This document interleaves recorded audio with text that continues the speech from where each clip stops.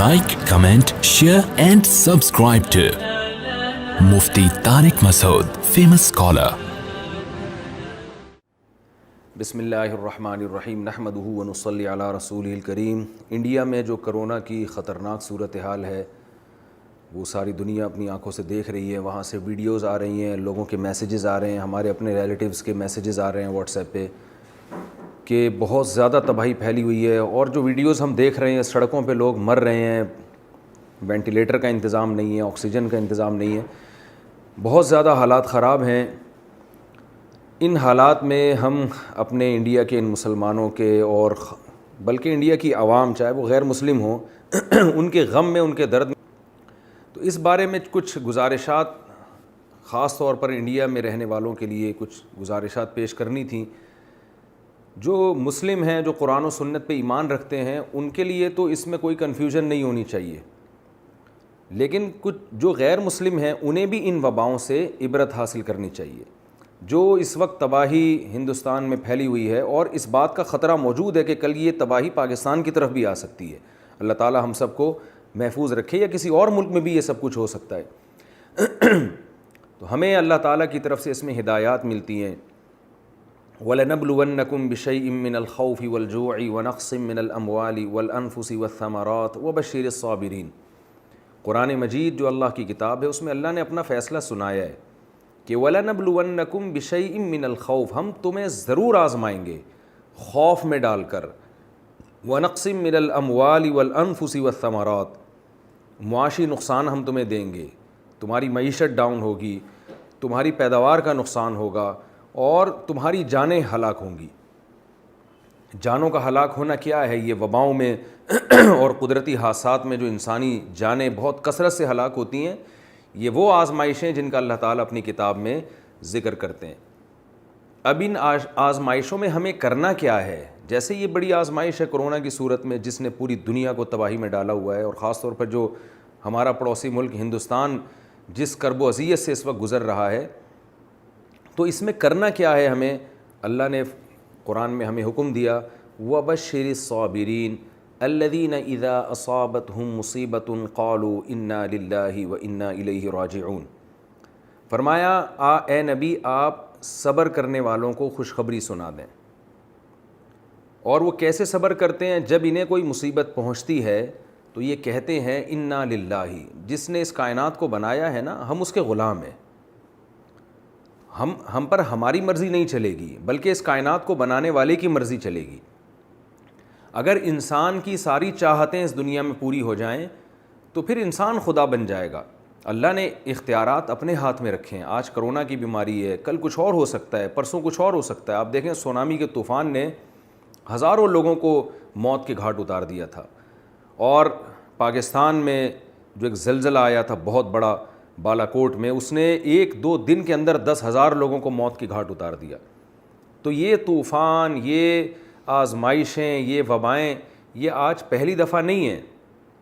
दुनिया हमेशा से इन वबाओं में और मुख्तलिफ़ दौर में मुख्तलिफ़ किस्म की आज़माइशों में गुज़रती रही है, और उसकी वजह से कहत भी आते रहे हैं, लोगों की जानें भी हलाक होती रही हैं। और ये भी जो मौजूदा कोरोना है, ये भी उसी की एक लड़ी है। तो इसमें हमने असबाब भी इख्तियार करने हैं, जो SOPs डॉक्टर हजरात बताते हैं उन पर भी अमल करना है, क्योंकि अल्लाह ने इस दुनिया को असबाब के साथ जोड़ा है। हम देखते हैं रसूलुल्लाह सल्लल्लाहु अलैहि वसल्लम की सही हदीस है कि एक कोढ़ का मरीज़ आप सल्लल्लाहु अलैहि वसल्लम के पास बैत होने के लिए आया। आप सल्लल्लाहु अलैहि वसल्लम ने उनको मस्जिद में आने से मना कर दिया, और मस्जिद के अंदर से ही आपने उनको बैत फरमाया है। हालांकि मस्जिद तो एक बरकत की चीज़ है, एक यानी यहाँ शिफा मिलती है इंसान को दुआएं मांगने से, लेकिन आप सल्लल्लाहु अलैहि वसल्लम ने बीमारी से बचने के एक ज़ाहरी सबब को इख्तियार किया, इसलिए कि कोढ़ का मरीज़ अगर मस्जिद में आएगा तो इस बात का ख़तरा मौजूद है कि दूसरों को ये बीमारी लग जाए। तो इसमें आप सल्लल्लाहु अलैहि वसल्लम ने एहतियात पर भी अमल करके दिखाया, और कुरान के ज़रिए हमें आप सल्लल्लाहु अलैहि वसल्लम ने बताया कि एहतियात पर अमल के साथ साथ हमने सब्र का दामन हाथ से नहीं छोड़ना। और सब्र का तरीक़ा भी अल्लाह ने बता दिया है। क्या सोचोगे तो सब्र की तौफ़ीक़ मिलेगी। वो ये सोचना है इन्ना लिल्लाही, हम पर हमारी मर्ज़ी नहीं चलेगी, हम अल्लाह के ग़ुलाम हैं, व इन्ना इलैहि राजिऊन, और हमने लौट कर अल्लाह की तरफ जाना है। کیا مطلب؟ آج ہم نہیں مرے تو کل مریں گے، پرسوں مریں گے، اور ہم اللہ کی طرف جائیں گے۔ اس آزمائش میں اگر ہم نے صبر سے کام لیا، واویلا نہیں کیا، بے صبری کا مظاہرہ نہیں کیا، تو کل اللہ تعالی ہمیں اس کا اجر دے گا۔ اور آج اگر ہم نے صبر کا دامن چھوڑ دیا، بوکھلاہٹ کا شکار ہو گئے، تو کیا ہوگا کہ جو مصیبت ہے وہ تو نہیں ٹلے گی، لیکن ہم ایک بہت بڑے اجر سے قیامت کے دن محروم ہو جائیں گے۔ رسول اللہ صلی اللہ علیہ وسلم نے ایک خاتون کو دیکھا کہ وہ قبر پہ کھڑی ہوئی رو رہی ہے اپنے بچے کو یاد کر کے۔ اس کے چھوٹا بچے کا انتقال ہو گیا تھا، بہت زیادہ رو رہی تھی، بہت زیادہ چیخ و پکار مچائی ہوئی تھی۔ تو آپ صلی اللہ علیہ وسلم نے اس خاتون سے کہا کہ تم صبر کرو۔ انہوں نے کہا، وہ جانتی نہیں تھی کہ یہ آپ صلی اللہ علیہ وسلم ہے، اس نے کہا کہ جو غم مجھے پہنچا اگر آپ کو پہنچتا تو میں دیکھتی کہ آپ کیسے صبر کا مشورہ دیتے ہیں۔ بعد میں کسی نے بتایا کہ یہ تو اللہ کے حبیب صلی اللہ علیہ وسلم ہے، اللہ کے رسول ہیں۔ وہ خاتون نبی کے پاس گئی اور عرض کیا کہ یا رسول اللہ میں صبر کرتی ہوں۔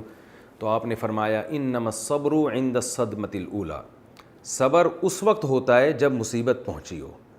تو جب آزمائش آئی ہے، جب مصیبتیں آ رہی ہیں، اس وقت آپ نے صبر کرنا ہے۔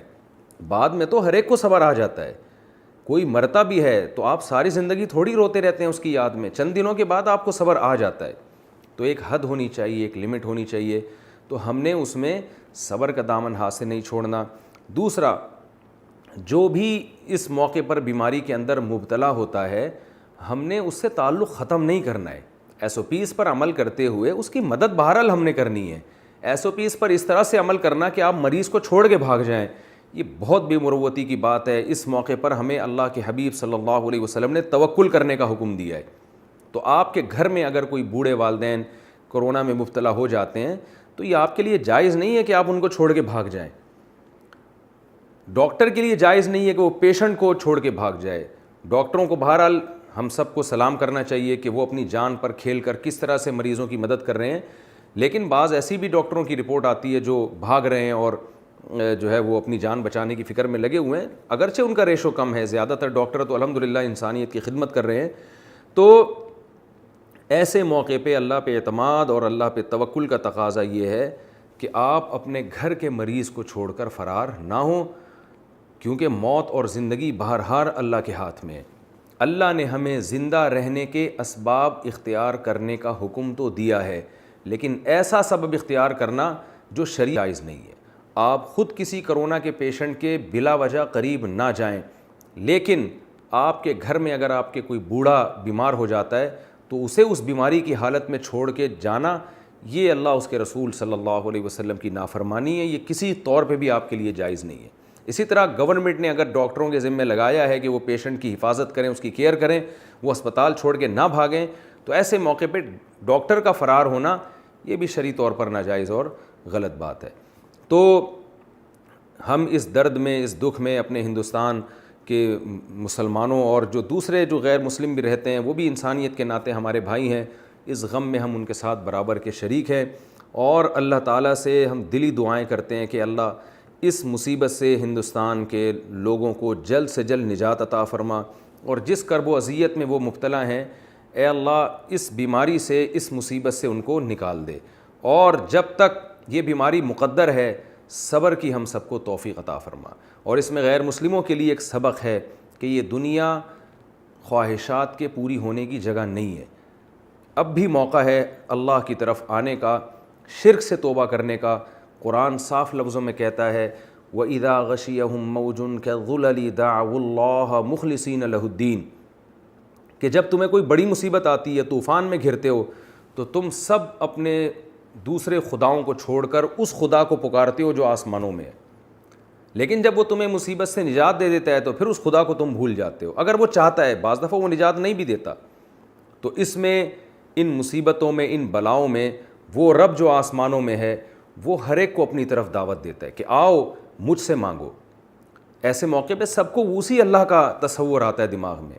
ایک ویڈیو بھی ہندوستان سے وائرل ہوئی ہے کہ ایک ہندو فوجی وہ لوگ مسلمانوں سے اپیل کر رہا ہے کہ آپ لوگ دعائیں مانگیں۔ میری دادی مجھے بتایا کرتی تھیں، سہارنپور سے ان کا تعلق تھا، کہ جب بارشیں بند ہو جایا کرتی تھیں تو ہندو بھی آ کے ہم سے ریکویسٹ کرتے تھے کہ آپ لوگ نماز استسقاء پڑھیں۔ یہاں ایک بوڑھے رہا کرتے تھے ہندوستان کے تھے، انہوں نے یہ بات مجھے بتائی کہ ہندو ہم سے کہا کرتے تھے کہ آپ جائیں اور نماز استسقاء پڑھیں اور اللہ سے دعائیں مانگیں، اور میں نے اپنی دادی سے براہ راست سنا کہ بہت دفعہ ایسا ہوا ہے کہ ہم نماز استسقاء میں گئے اور ہم نے اللہ سے رو رو کے دعائیں مانگی اور اسی وقت آسمان سے بارشیں برسنا شروع ہو گئیں۔ تو مسلمانوں کو خاص طور پر چاہیے، ہم تو ایک حقیقی خدا پر ایمان رکھتے ہیں جو بلائیں دے بھی سکتا ہے اور بلائیں ٹال بھی سکتا ہے، تو بہت شدید ضرورت ہے اس بات کی کہ رمضان کی ان مقدس راتوں میں پوری دنیا کے لیے عام طور پر اور خصوصاً ہندوستان کے لیے جو ہمارا پڑوسی ملک ہے اس کے لیے ہم راتوں کو اٹھ کے گڑ گڑائیں، دعائیں مانگیں، اور اس میں صرف مسلمانوں کو شامل نہ کریں بلکہ اللہ سے یہ دعا مانگیں کہ اللہ انسانیت جس کرب و اذیت میں مبتلا ہے تو اس مصیبت سے ہم سب کو نکال دے۔ اللہ تعالیٰ سے دعا ہے کہ جو کچھ کہا سنا اللہ تعالیٰ اس میں کمی کوتاہی کو معاف فرمائے، اور جو صحیح باتیں ہوئی ہیں اللہ ہم سب کو اس پر عمل کرنے کی توفیق عطا فرمائے۔ اور ہماری سب کی ذمہ داری ہے کہ اس وقت ہندوستان کے لوگوں کی جس حد تک ہم مدد کر سکتے ہیں ہم کریں، ہماری حکومت کی بھی ذمہ داری ہے۔ اگر کوئی ٹرسٹ وہاں مدد پہنچانا چاہتا ہے اور اس کے لیے بارڈر کھولنے کی ہمیں ضرورت پڑتی ہے تو حکومت کو اس پہ بھی سنجیدگی سے غور کرنا چاہیے کہ اس وقت اپنی دشمنیوں کو ختم کر کے پوری دنیا کو چاہیے کہ وہ ایک دوسرے کا ساتھ دے، کیونکہ کل جو مصیبت آج جس مصیبت میں وہ مبتلا ہیں، اللہ نہ کرے کل اس مصیبت میں ہم یا کوئی اور ملک بھی مبتلا ہو سکتا ہے۔ وما علینا الا البلاغ۔